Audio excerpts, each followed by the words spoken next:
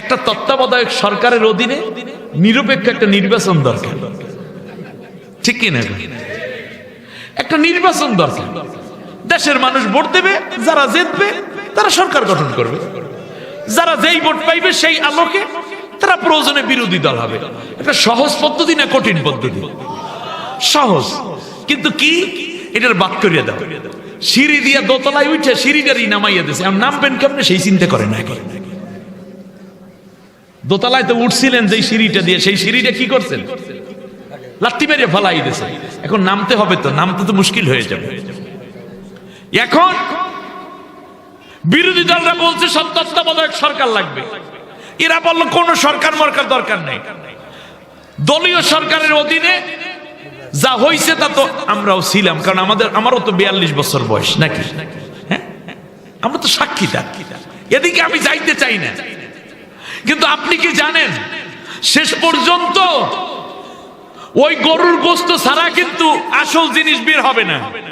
আর শর্ত দিতে দিতে শেষ পর্যন্ত বনি ইসরায়েলের লোকেরা যা করলো তা হলো এই যে তাদের নারীদের হাতের চুড়ি, কানের দুল, নাকের ফুল, গলার চেইন, আঙ্গুলের আংটি, কোমরের বিছা, পায়ের আলুমোর, যার যা ছিল সবগুলা খুইলা মুইলাই না তারপর গরু কিনছে একটা। তত্ত্বাবধায়ক সরকারের অধীনে নির্বাচন অথবা যে নামেই হোক সুষ্ঠু একটা নির্বাচন দরকার। তো এখন যদি বেশি পেশাপেশি করে তাহলে দেশের অর্থনীতি আরো ধস নামবে, ব্যাংক আরো দেউলিয়া হবে, দ্রব্যমূল্য আরো বেড়ে যাবে, খুন খারাপি আরো বেড়ে যাবে, শেষ পর্যন্ত দেশটা আরো দারিদ্রতায় যাবে। নারীদের অলংকার বিক্রি করে শেষ পর্যন্ত সংসার চালাইতে হবে, ঠিক কিনা?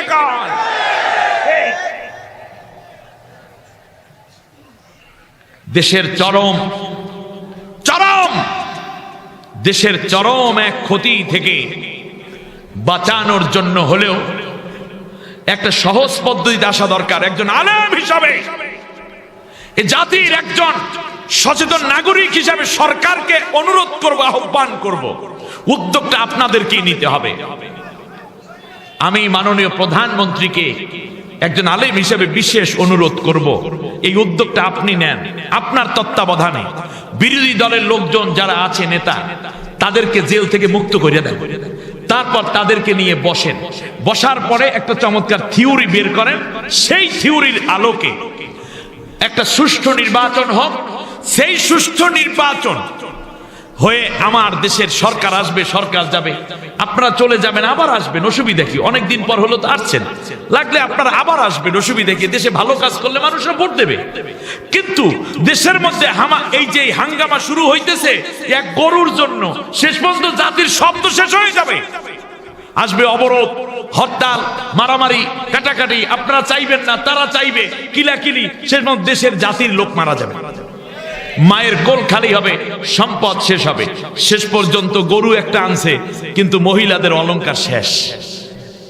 সেই তত্ত্বাবধায়ক সরকার আসবে তো, কিন্তু কি হবে? মাঝখান থেকে গোষ্ঠী শেষ। দেশ চলবে কেমন? একেবারে সহজ কথা বলে গেলাম। এই যে সহজ বুদ্ধিকে, সহজ কাজকে কঠিন করা ইহুদিদের চরিত্র। বাংলাদেশে অনেক ইহুদি লবিস্ট আছে যারা চক্রান্ত করে এই মুসলমানদেরকে মারবে।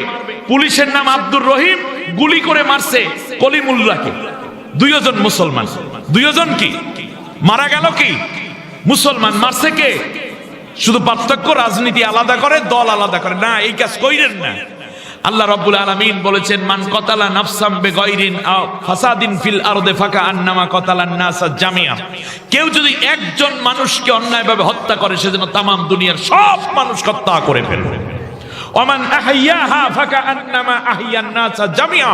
আর যদি তুমি একটা মানুষকে বাঁচাইয়া দাও, তো তামাম দুনিয়ার সব মানুষকে বাঁচাইয়া দেওয়ার সওয়াব আমি আল্লাহ তোমার আমলনামায় দান করে দেব। শুধু তাই না, যে ব্যক্তি ইচ্ছে করে ইচ্ছে করে কেউ যদি হত্যা করে, তাহলে ফাজাজাউহু জাহান্নাম, তাহলে সে পুলিশ হোক, র‍্যাব হোক, নেতা হোক, ডাকাত হোক, যাই হোক না কেন তার পরিণতি কেবলই জাহান্নাম। শুধু তাই না, যাকে হত্যা করা হলো তার গুনাহগুলো খুনির আমলনামায় চলে যায়। কিয়ামতের ময়দানে আল্লাহর নবী বলেছেন, গলার মধ্যে ওই লাশটাকে ঝুলাইয়া, খুনির গলায় ঝুলাইয়া দিয়া আল্লাহ কিয়ামতের ময়দানে হাজির করে দিবেন। আমার বন্ধুগণ, শেষ পর্যন্ত দেখা গেল এই গরু আনা হইল, মুসা আলাইহিস সালাম জবাব দিয়েছে, চামড়া খসাইয়া ঘাড়ের গোশত এনে তারপরে দেয়া হলো এই মৃত ব্যক্তির গলার সাথে বিসমিল্লাহ বলে, সাথে সাথে মৃত্যু ব্যক্তি জীবিত হয়ে গেল। আরো জোরে বলুন সুবহানাল্লাহ। কার হুকুমে? আল্লাহর হুকুমে। ব্যক্তিটা জীবিত হলো, হাজার হাজার মানুষ উপস্থিত, মুসা পয়গম্বর উপস্থিত। ওই ব্যক্তি জীবিত হয়ে কথা বলা শুরু করলো, সাথে সাথে মেয়েটা এসে বাবার বুকের মধ্যে মাথা রেখে বলে, আব্বা গো, এই দুনিয়ায় আপন বলতে আমার তো আর কেউ বাকি রইল না।